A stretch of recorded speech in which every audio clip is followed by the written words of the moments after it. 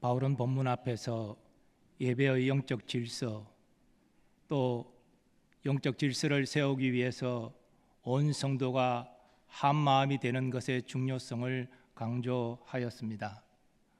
오늘 본문에서 전거되는 주의 만찬도 그 연장선상에 있습니다. 주의 만찬은 개인의 신앙 체험을 넘어서 온 성도가 하나님 앞에 함께 서는 거룩한 예식입니다. 그런데 고린도 교회는 성찬을 하고 있었지만 십자가는 사라지고 있었습니다. 형식은 있었지만 복음은 희미해지고 있었습니다. 본문 17절에서 바울은 단호한 어조로 말합니다. 내가 명하는 이 일에 너희를 칭찬하지 아니하나니 이는 너희의 모임이 유익이 못되고 도리어 해로움이라. 바울이 말하는 이 일은 문맥상 주의 만찬과 관련된 일입니다. 고린도 교회 성도들은 주의 만찬 시간에 심각한 문제를 발생시켰습니다. 바울은 이 문제의 뿌리를 이렇게 말합니다. 너희가 교회에 모일 때에 너희 중에 분쟁이 있다함을 듣고 어느 정도 믿거니와 너희 중에 파당이 있어야 너희 중에 옳다 인정함을 받은 자들이 나타나게 되리라. 바울은 이 성찬의 문제를 단순한 예절 문제 또 음식의 문제로 다루지 않고 교회 공동체를 무너뜨리는 분열의 문제로 심각하게 진단합니다. 예배도 주의 만찬도 하나님과 주 예수님이 중심이 되어야 되는데 고린도 교회는 성도들이 중심이 되고 있었습니다. 그런데 바울이 파당이 있어야 라고 말한 것은 파당을 정당화하는 것이 아닙니다. 분열이 일어나면 누가 진짜 믿음을 가진 사람인지 드러난다는 것입니다. 평소에는 문제가 없을 때는 다 괜찮아 보입니다. 그러나 갈등이 생기면 진짜 각 사람의 중심이 드러납니다. 자기가 중심인지 그리스도가 중심인지가 드러나게 됩니다. 고린도 교회는 떡을 나누었지만 마음은 나누지 않았습니다. 잔은 돌렸지만 사랑은 돌리지 않았습니다. 그래서 바울은 말합니다. 그것은 성찬이 아니다. 성찬은 성도들이 주 안에서 한 몸임을 경험하는 거룩한 예식입니다. 그런데 분쟁과 분열이 있다면 성찬이 성찬될 수가 없습니다. 그래서 바울은 엄히 말합니다. 그런즉 너희가 함께 모여서 주의 만찬을 먹을 수 없으니. 당시 고린도 교회는 부자들이 먼저 와서 풍족하게 먹고 취할 정도로 마셨습니다. 반면에 늦게까지 일하는 가난한 자들과 노예된 성도들은 먹지도 마시지도 못했습니다. 주의 만찬이 공동 식사 형태로 진행되었지만 함께 먹는다는 형식만 남았고 함께 나눈다는 정신은 사라져 버렸습니다. 그래서 바울은 단호하게 말합니다. 성찬은 식사가 아니라 복음이다. 그런데 이 모습이 꼭 고린도 교회 이야기만은 아닙니다. 우리도 같은 떡과 잔을 받지만 마음으로 여전히 비교하고 또 서운해하고 또 판단함으로 하나됨을 경험하지 못할 때가 있습니다. 이런 의미에서 성찬은 우리를 다시 하나 되도록 부르시는 은혜의 자리입니다. 물론 우리의 오늘날 모습은 고린도 교회처럼 부자와 가난한 자들로 나누어지는 것은 아닙니다. 오래 다닌 성도와 이제 갓 우리 교회에 온 새 가족들로 나눌 수도 있습니다. 또 교회에서 여러 가지 역할을 감당하는 사람과 그렇지 아니하는 사람으로 구분될 수도 있습니다. 또 내 마음에 맞는 사람과 그렇지 않은 사람으로 나누어질 수도 있습니다.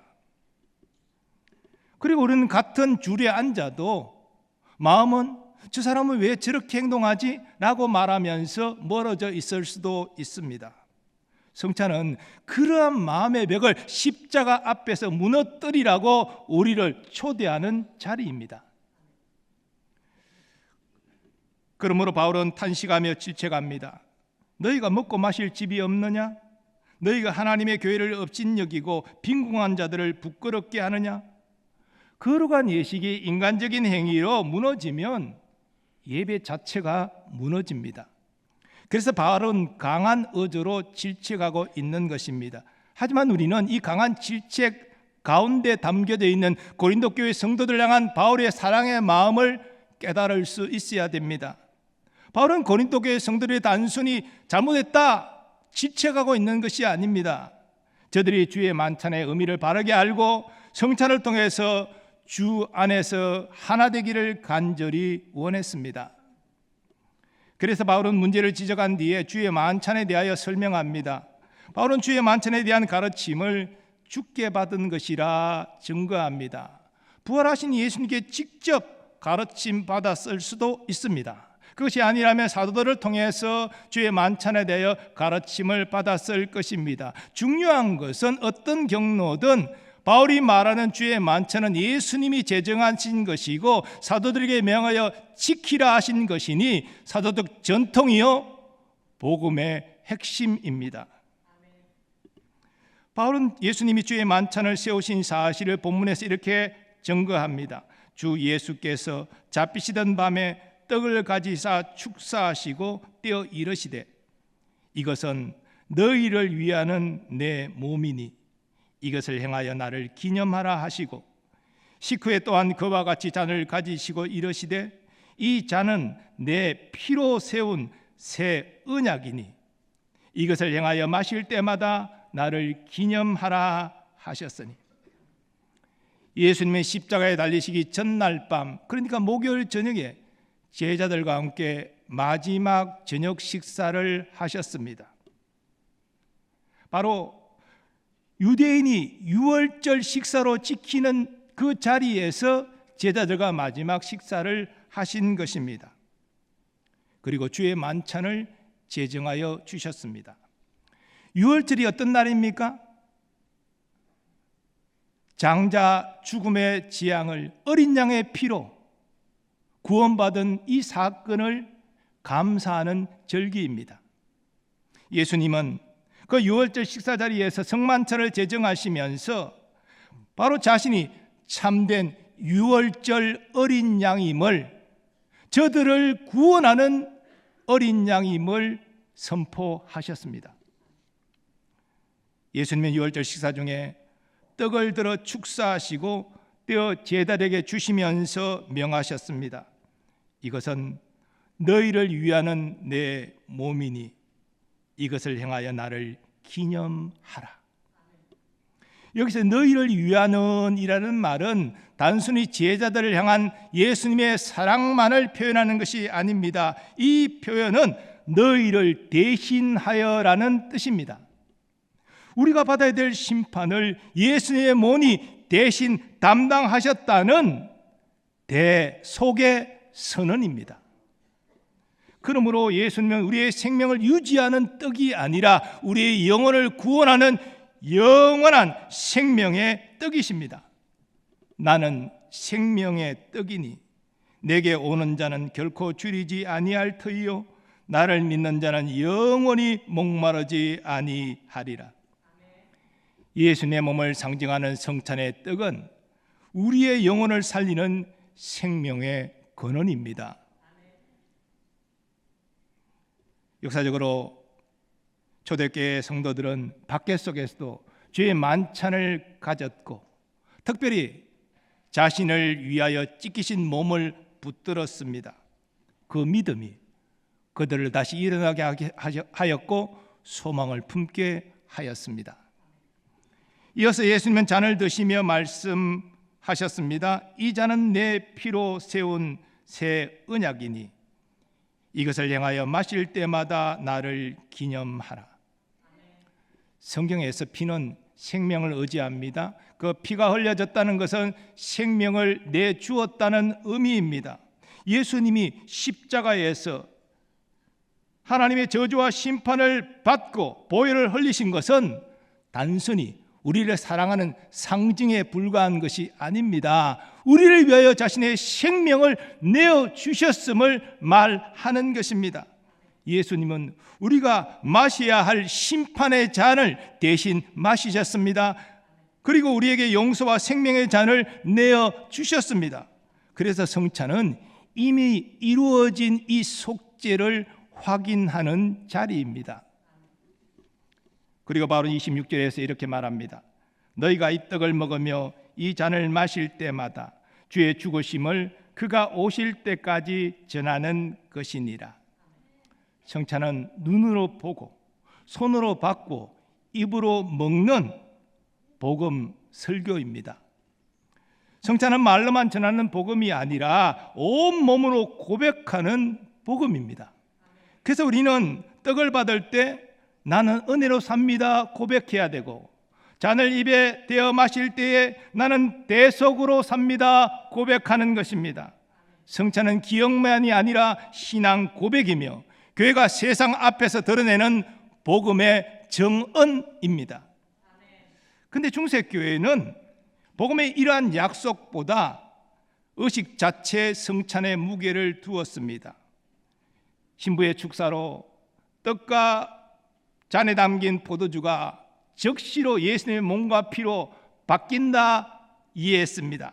그래서 성찬을 신비한 의식으로 강조하였습니다. 하지만 종교개혁은 성경으로 돌아가서 성찬이 마술이 아니라 성도들이 은혜로 붙드는 복음의 예식임을 회복하였습니다.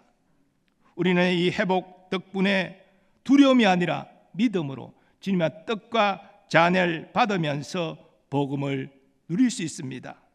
우리 장로교는 성도들이 믿음으로 떡과 잔을 받을 때에 성령이 역사하셔서 예수님을 은혜로 경험하게 한다라고 고백합니다. 우리는 성경이 가르치는 이 은혜의 방식으로 성찬에 참여해야 합니다. 그러므로 성찬은 두려움으로 다가서는 자리가 아니라 믿음으로 은혜를 누리는 자리입니다. 우리는 떡과 잔을 받을 때마다 다음과 같은 놀라운 복음을 듣습니다. 예수님은 우리를 위하여 죽으셨습니다. 예수님의 죽음으로 우리는 구원받았습니다. 예수님은 다시 우리의 구원을 완성하기 위하여 오십니다. 우리는 성찬에 담겨져 있는 이 세 가지 메시지를 성찬을 통하여서 기억해야 됩니다. 그러므로 성찬은 단순히 과거만 돌아보는 것이 아니라 다시 오실 주님을 바라보는 예식입니다. 예수님이 거룩한 예식을 예수님 재림할 때까지 지키라 명하셨고, 이 구원의 예수님을 전파하라 명령하셨습니다. 바울이 고린도전서 11장 앞부분에서 강조한 예배의 영적 질서는 단지 기도하고 설교할 때만 적용되는 것이 아닙니다. 예배 모든 순서에 다 적용이 됩니다. 근데 당시 주의 만찬은 오늘날 성찬처럼 예배 가운데 있었습니다. 그러므로 주의 만찬은 아무 생각 없이 참여하는 종교 행위가 아니라 예수님이 나를 위하여 죽으셨습니다, 예수님의 찢긴 몸과 흘리신 보혈로 내가 구원받았습니다 라고 고백하는 거룩한 예식입니다. 우리가 영과 진리로 하나님을 예배하듯이 우리는 영과 진리로 성찬에 참여해야 됩니다. 우리 온 마음을 다해서 주님이 가르치신 진리를 따라서 성찬에 참여하는 것이 주님을 기쁘시게 하는 것입니다. 성찬을 통해서 십자가의 예수님을 만나는 우리가 되기를 소망합니다. 그리고 온 성도가 주 안에서 하나됨을 확인하는 은혜의 시간이 되기를 소망합니다. 이제 말씀을 종합합니다. 성찬은 과거의 십자가 사건을 단순히 추억하는 시간이 아닙니다. 성찬은 우리가 주님을 붙드는 시간이 아니라 주님이 우리를 붙드셨음을 확인하는 시간입니다. 그래서 성찬은 결단보다 은혜가 먼저입니다. 우리가 잘해서 나오는 자리가 아닙니다. 예수님의 몸이 찢기셨고 보혈이 흘려졌기 때문에 담대히 나올 수 있는 자리입니다. 그러기에 성찬은 지금도 살아서 역사하신 예수님을 만나는 자리가 됩니다. 우리의 믿음이 커서가 아니라고 말씀드렸습니다. 예수님의 몸이 우리를 위해 찢기셨기 때문에 우리는 그 몸에 참여할 수 있습니다. 우리의 결단이 분명하기 때문이 아니라 예수님의 보혈이 우리를 위하여 흘려졌기 때문에, 그래서 우리가 새 언약 안에 있다는 사실을 성찬을 통하여 확인할 수 있는 것입니다. 그러므로 성찬을 통해서 우리 구원을 위하여 자신을 내어주신 예수님을 깊이 생각하시기 바랍니다. 그리고 그 사랑에 듬뿍 젖어서 서로 사랑하시기 바랍니다. 더 나아가 이 소망과 사랑의 예수님을 세상에 전파하며 살아가시기 바랍니다. 이것이 성찬의 본질입니다. 찬송가 149장 주 달려 죽은 십자가의 작사가는 영국 찬송가의 아버지로 불리는 아이작 와처입니다. 그는 1707년 그의 두 번째 찬송가 집에 이 찬양을 실었는데, 이 찬송가는 갈라디아서 6장 14절 말씀, 우리 주 예수 그리스도의 십자가 외에 결코 자랑할 것이 없다라는 말씀을 배경으로 하고 있습니다. 영어 찬송가의 제목은 내가 놀라운 십자가를 바라볼 때인데, 십자가 앞에서 주의 은혜를 성찰하는 신앙 고백이 잘 담겨져 있습니다. 아이작 와츠는 이 찬송시를 쓰면서 그리스도의 대속의 은혜에 깊이 잠겼습니다. 특별히 성찬을 집례하거나 묵상할 때 예수님의 찢기신 몸과 흘리신 보혈을 생각하며 세상의 모든 욕심과 교만을 버리고 오직 십자가만을 사랑하겠다는 그의 결심을 잘 담아내었습니다. 특별히 찬송가 4절의 가사, 온 세상 만물 가져도 주 은혜 못다 갚겠네, 놀라운 사랑 받은 나 몸으로 제물 삼겠네. 이 가사는 십자가 사랑에 압도되어서 자신의 전 생애를 주님을 위하여 드리겠습니다, 헌신하겠습니다 고백하는 것입니다. 우리가 잘 아는 내용이지만 가사를 제가 잠깐 읽어드립니다. 주 달려 죽은 십자가 우리가 생각할 때에 세상에 속한 욕심을 헛된 줄을 알고 버리네. 죽으신 구주밖에는 자랑을 말게 하소서. 보혈의 공로 입어서 교만한 마음을 버리네. 4절입니다. 온 세상 만물 가져도 주 은혜 못다 갚겠네,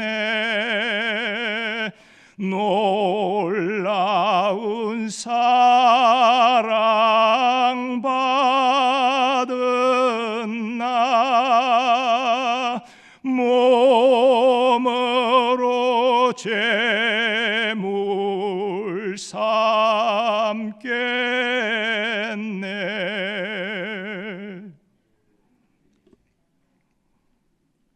다음 주는 성례주일로 우리가 성찬에 참여하게 됩니다.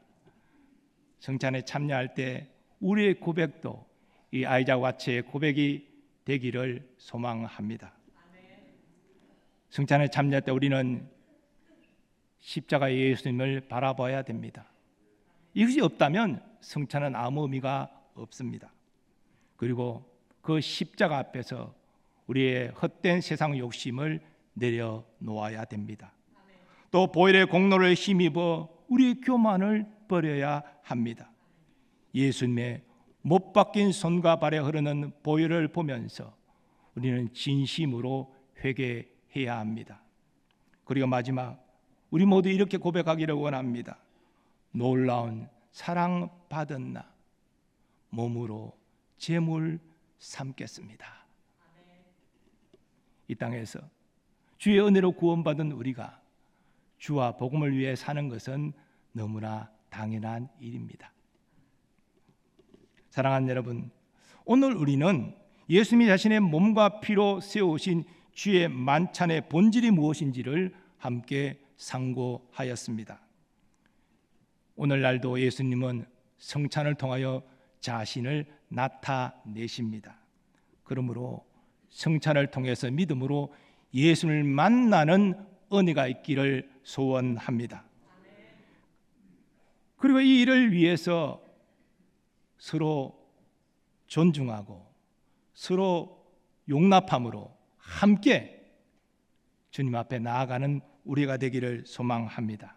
나만 주의 은혜를 경험하는 것이 아니라 온 성도가 함께 주의 은혜를 경험하기를 소원합니다. 우리는 성찬에 자격이 있어서 나아가는 사람들이 아닙니다. 자격이 없지만 예수님이 우리를 위하여 몸을 찢으셨으므로 우리를 위하여 그 고귀한 피를 흘려주셨기 때문에 우리가 담대히 나아갈 수 있는 것입니다. 이것이 성경이 증거하는 복음입니다. 이제 우리가 다 함께 찬양하기를 원하는데요, 오늘 우리는 우리를 위해 찢기신 주님의 몸과 흘리신 보혈의 은혜를 다시 붙들기를 원합니다. 이제 그 사랑을 생각하면서 그 사랑 앞에 우리 자신을 올려드립니다. 이런 결단으로 함께 찬양하기를 원합니다. 가능하신 분들은 그 자리에 일어나 주시기 바랍니다.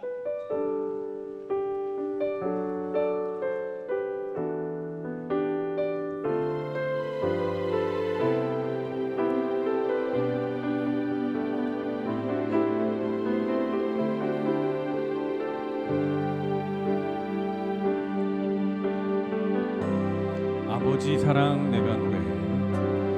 아버지 사랑 내가 노래해. 아버지 은혜 내가 노래해. 그 사랑 변함없으신 거짓 없으신 성실하신 그 사랑, 상한 갈 때 꺾지 않으시는, 상한 갈 때 꺾지 않으시는, 꺼져가는 등불 끄지 않는 그 사랑 변함없으신 거짓 없으신 성실하신 그 사랑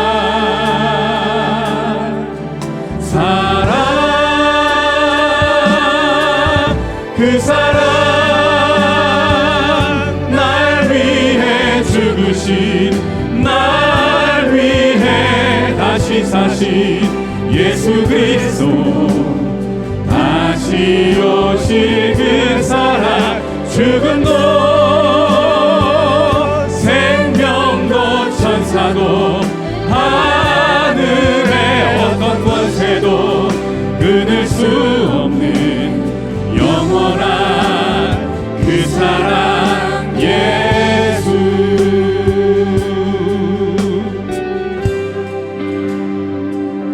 난 주보혈 아래 있네. 난 주보혈 아래 있네.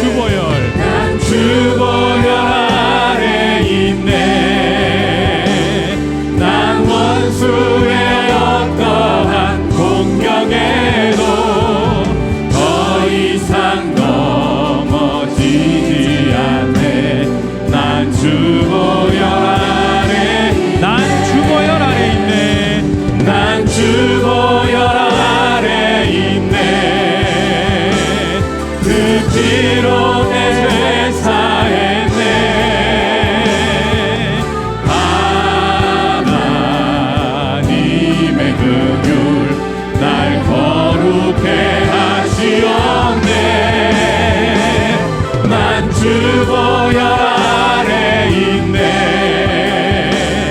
난 원수의 어떠한 공격에도 더 이상 넘어지지 않네. 난 주 보혈 아래 있네.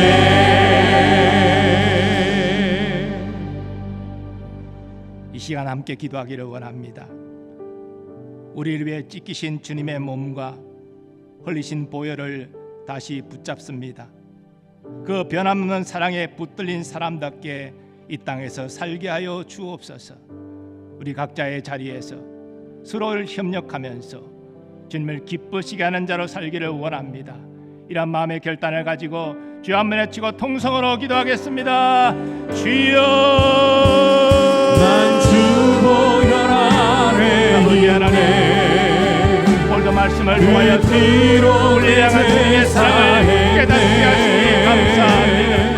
설교를 통하여서 오늘도 우리에게 말씀하시는 주님의 변함없는 사랑을 우리가 믿음으로 붙잡을 수 있도록 도와주옵소서. 우리가 어떤 자격이 있어서 성산의 자리로 나아갈 수 있는 것이 아닙니다. 오늘 예수님의 찢기신 몸 때문에 흘리신 보혈 때문에 우리가 그 공로를 의지하여 담대히 나아갑니다. 오늘도 아버지 십자가 은혜를 붙잡는 우리가 되게 하여 주옵소서. 아버지를 통해서 서로 사랑하며 살아가게 하여 주옵소서. 우리의 삶 속에서 이 사랑의 예수님을 전가하는 대로 살게 하여 주시옵소서.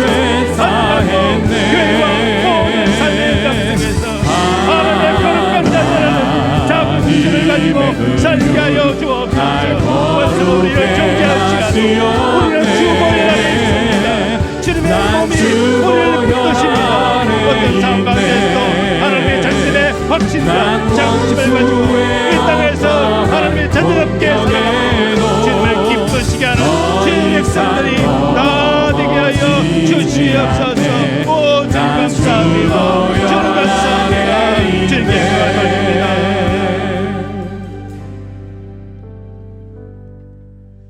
거룩하신 하나님, 오늘도 말씀을 통하여서 십자가 은혜를 다시 붙들게 하심을 감사드립니다. 우리가 살아가는 것 모든 것이 우리의 결단이 아니라 주의 은혜로 사는 것임을 깨닫게 하시니 감사드립니다. 한 주간도 하나님의 거룩한 자녀의 자긍심을 가지고 하나님께 영광 돌리며 살게 하여 주옵소서. 교회를 세우는 삶을 살게 하시고 영적 예배자로서 하나님께 영광 돌리는 삶을 살게 하여 주옵소서. 이를 통하여 다음 주 이어지는 성찬을 준비하게 하옵소서.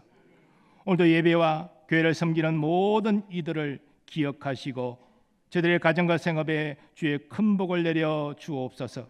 선교사님들의 가정과 그 사역에도 주의 복을 주시고 우리나라와 민족에게도 주의 복을 주셔서 주님 앞에 쓰임받는 우리나라와 민족이 되게 하옵소서. 이제는 우리 주 예수 그리스도의 은혜와 하나님 아버지의 무한하신 사랑하심과 성령님의 역사하심과 교통하심이 십자가 은혜로 살기로 결단하는 모든 주의 백성들의 삶의 범사 위에 이제부터 영원까지 함께 하시기를 간절히 축원하옵나이다. 아멘.